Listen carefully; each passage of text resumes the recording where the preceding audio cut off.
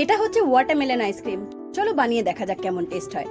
Watermelon ice cream বানানোর জন্য প্রথমেই আমাদের ওয়াটারমেলনটাকে কেটে নিতে হবে। ত্রিভুজ শেপে কাটলে সব থেকে বেশি সুবিধা হবে এটা কাটার, তার জন্য এই শেপেই কাটবে। এবার এই কাটা ওয়াটারমেলনটাকে আমাদের ফ্রিজে রাখতে হবে ফ্রিজ হওয়ার জন্য। আমি এটাকে 3 ঘন্টা ফ্রিজে রেখে দিয়েছিলাম। এবার দেখতে পাচ্ছ এটা কতটা ফ্রিজ হয়ে গেছে। এবার এটা গ্রেটার দিয়ে গ্রেট করে নিতে হবে। ভীষণই সিম্পল রেসিপি বাট অনেক টেস্টি। ওয়াটারমেলনটা আমাদের গ্রেট করা হয়ে গেছে। এবার আমি এর উপরে দিয়ে দেবো একটু পাতিলেবুর রস, যাতে একটু টক টক খেতে লাগে। ব্যাস এখানেই আমাদের রেসিপি ডান।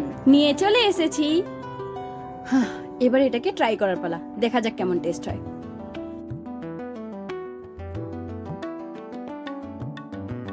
অদ্ভুত ভাবে আমি ফু কেন দিচ্ছিলাম আমি নিজেই বুঝতে পারছিলাম না। মানে আইসক্রিমকে কে ফু দিয়ে খায়?